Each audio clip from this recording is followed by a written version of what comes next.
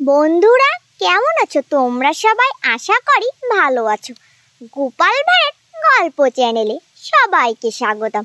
আজকের গল্পের নাম গোপালের বৈদ্য নির্বাচন। চলো তাহলে এবার গল্পটি শুনে নেওয়া যাক।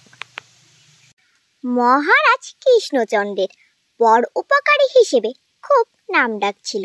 তিনি একটি দাতব্য চিকিৎসালয় প্রতিষ্ঠা করে গোপালের ওপর ভার দিলেন বৈদ্য নির্বাচন করবার জন্য। এই খবর প্রচার হয়ে যাওয়ার সঙ্গে সঙ্গে দলে দলে বৈদ্য এসে উপস্থিত হলো।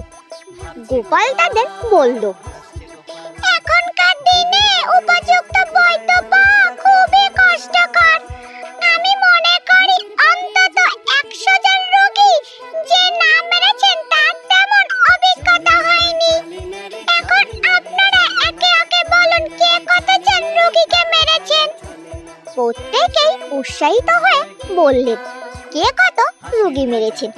দেখা গেল প্রত্যেকেই কম করে 400 থেকে 1000 রোগী মেরেছেন এবং আরো মারার ইচ্ছেও তাদের আছে।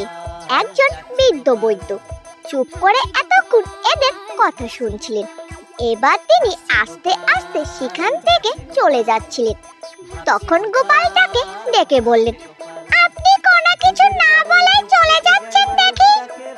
বৈদ্য তখন বললেন, এখানে বৈদ্য নির্বাচিত হওয়ার যোগ্যতা আমার নেই।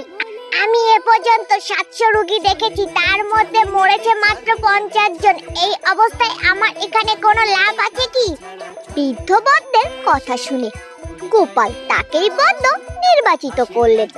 মহারাজ গোপালের কাছ থেকে সব শুনে গোপালের বৈদ্য নির্বাচনের পদ্ধতিতে খুবই খুশি হলেন।